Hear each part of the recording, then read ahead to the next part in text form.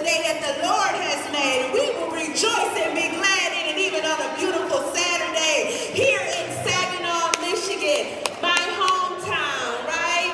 But first and foremost, before I get started, I always want to respect the house, even if we are at the mall. I want to say thank you to Transformational Life Church and the incredible leaders for this opportunity. See, I don't take any opportunity to share my testimony lightly, because I done been through some things. Anybody ever been through something? Anybody know what it's like to hit a rock bottom moment, but then you discover that God is the rock at the bottom? Come on, somebody, right? So I'm going to tell my story. I want to talk about, see, I'm not a traditional weight loss person. I'm not going to talk about keto and low carb. We're going to get to the root causes of why obesity is running rapid in this place. Do you understand what I'm saying today? That's what we're going to do. We're going to bring it different. So my name is Whitney S. Wheeler. I am the anointed coach. I help people break through limitations, overcome obstacles, and be forever transformed. And I'm looking in this place today and I see some beautiful women. I see some powerhouses. I see some women who understand what the overcoming anointing is. I know somebody up in here that been through some stuff. You know what it's like to be in some very low places, but you also know what it's like to come out. Right? Hey, we done been at the altar before, right? We done laid some stuff before God before. God, I'm feeling depressed. Come and see about me. God, my money a little funny. Come and see about me today, right? We have no problem going to God for our issues, right? Because we know our God is a healer, a way maker, a chain breaker, right? That's how I know my God. Do you know your God like that? Because that's how I know my God. But guess what? I'm on an assignment today because I'm going to talk about some things that they don't call out in the pulpit. Can we talk about it today? Let me tell you my story. If you would have saw me 5 years ago walking down the street, you wouldn't have knew me. If you would have saw me walking down the street 5 years ago, I didn't look like this. I weighed 543 pounds. Let me say it again. I weighed 543 pounds. I was on 11 different medications. I wouldn't have even been able to stand up here and give you my name because my back was hurt. My knees was hurt. I wouldn't have been able to stand up. So I know what it's like to be at a rock bottom moment. And guess what? I was that girl in church every Sunday. I'm a whole PK. My father is here. Thank you for coming to grace us here today. But let me tell you something. One thing I have learned through my story of losing 330 pounds. It was 2018 where I went to the hospital. Somebody say hospital. I went to the hospital because my head was hurting. I went to the hospital because I wasn't feeling good in my body. And when you go to the hospital, your expectations is to come back healed, correct? But let me tell you what my hospital experience was like. I went to the hospital and they put the cuff on me and they told me that my blood pressure was 282 over 190. They thought I was having a stroke. They thought I was getting ready to die because that's not common. You don't walk around with blood pressure at 282 over 190.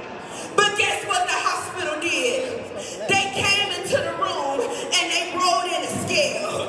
They didn't see my blood pressure. They didn't see my headache. You know what they saw? They saw obesity. So the first thing they did was put me on a scale. The scale said 543.8. And guess what they said? Well, guess what? We can't treat you. Well, why can't you treat me? Your weight exceeds our hospital equipment. So we're going to send you home. So these people, I went to a place where I'm supposed to get help, right? And they told me that I had physical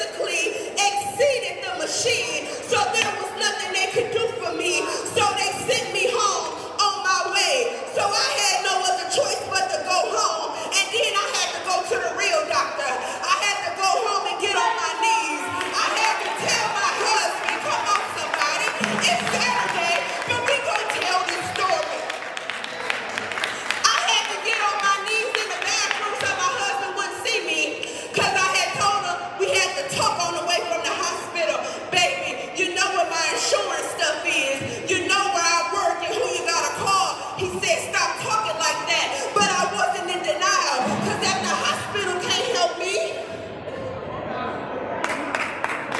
Come on, somebody. So I remember going into the bathroom and I said, God, you're not a God of a second chance. You're not a God of a third chance, but you are a God of another chance. And if you allow me to wake up, I'm going to tell this story to the world. That was the first phase of deliverance. But let me tell you something. We like to talk about the doctors. I was so mad. I started filing grievances against the hospital, because how dare you send me home and not even send me home with a pill to help my condition.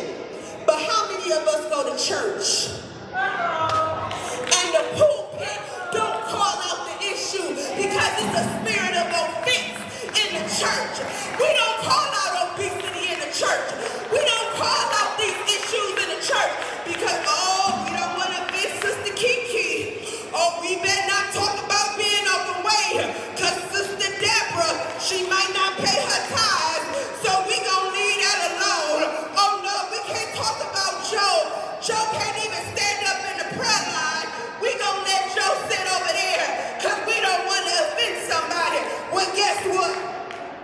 I came all the way here from Springfield, Missouri. I'm on an assignment. I'm gonna offend somebody today because I'm gonna offend you so I can break you so you can break through to the next version of you. It don't have to be like that.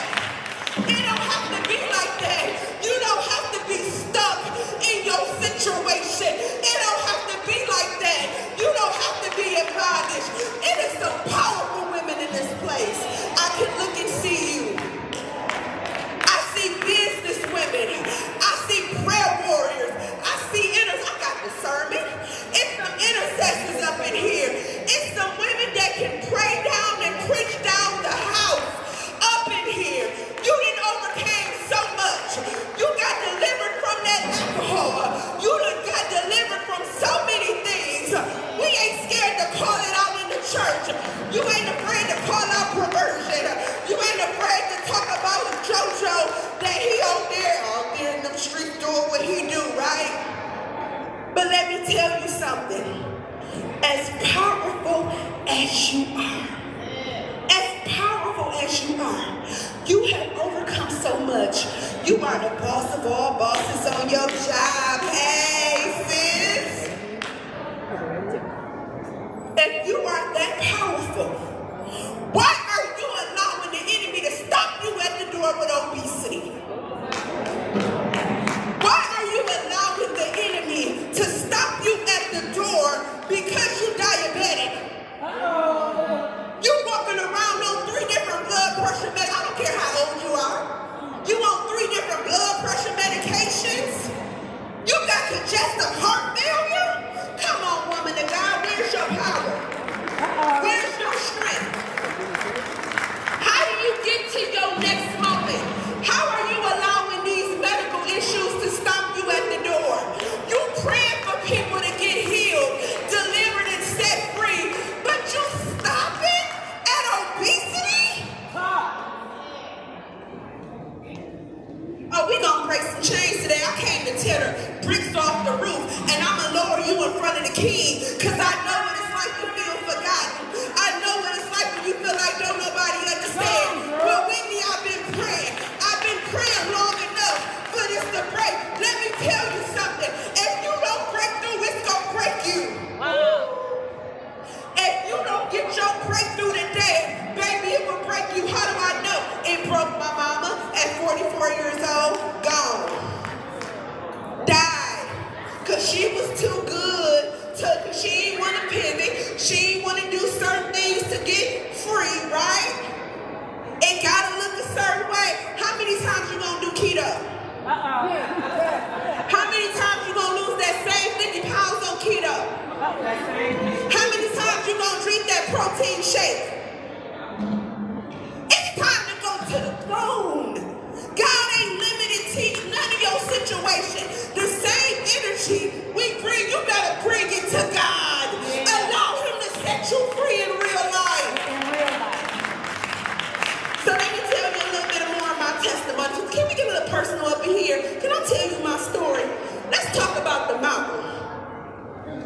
So here I was. I was born fat. I'm gonna call it out. All my family was overweight. It was a generational curse. That ain't normal. If so many people in your family is battling with an issue, that is a generational curse. Come on now, right? So I was struggling with obesity, buried my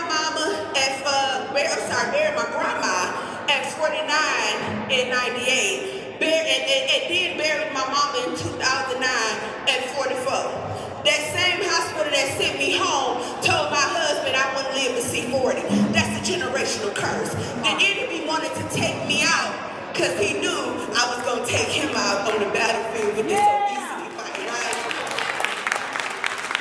So for years, I tried everything in me. Anybody ever tried a food plan before?